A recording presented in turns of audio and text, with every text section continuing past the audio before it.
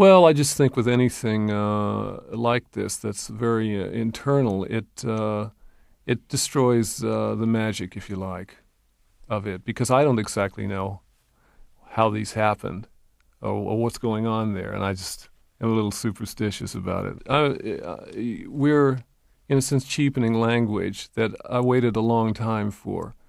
I waited a long time for those words, and so that they would be talking about something that we can't talk about, really, that is unsayable. So I'm working around the edges with them, with the words, and working with just the threads of language. So if we talk about it and try to lay it out, first of all, it would be impossible. Almost, it would take us an interview or more for one song to try to unlock it all. And second of all, it's just something I don't care to do. I mean, I can indicate things here and there for you, perhaps. It's not autobiographical, though, I don't think. And my interest was writing a song about Pasolini, an interest with Pasolini, who was murdered in a brutal way. But no one seems to know the bottom line on that. There are conflicting stories about it. Where it was it a gang? Was it a single person? What exactly happened? Was it on this road? Was it by a deserted football ground? What was it? So I'm quite a fan of his films, but the whole thing fascinated me as an internal exercise. I thought, well, I'll play around with this idea.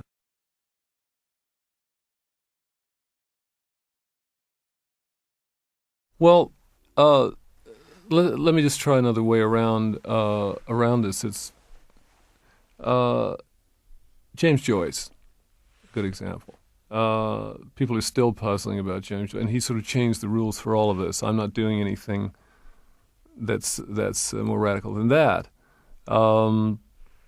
Then you can go through lyrics today. For instance, I always give this example in interviews lately of Michael Stives, of REM. Nobody seems to give him much of a problem about his words. Of course, he doesn't write them down like I do. But I think I'm lucidity itself in comparison. So I don't understand what the problem is, because even if you listen to U2 or whoever it is, there's a puzzlement about all of the things that are going on now.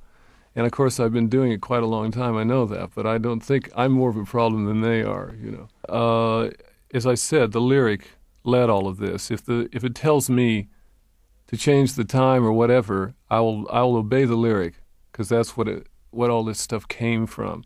So I'll be listening very carefully to what that's saying to me. So if I feel the time to change, or it's just a drop out or whatever, I'll do it.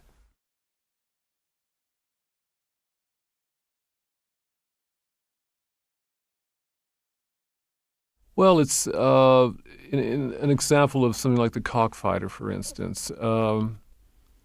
Once again, the lyric made it appropriate to have this metallic sound, this sort of racket going on, and there was several instances on the record where that happens. So I thought it'd be interesting to use it too, because you don't hear a lot of records with percussion. It's about an internal struggle, attack and defense struggle within one man. It starts with it goes through with a nightmare, a man having a nightmare. And there are a lot of erotic images as well, and banal sounds in the background. Finally, at the end of it, as it transpires, the idea was to try and talk about, this is a time when everyone's talking about the Holocaust. I know I wrote this in 91, but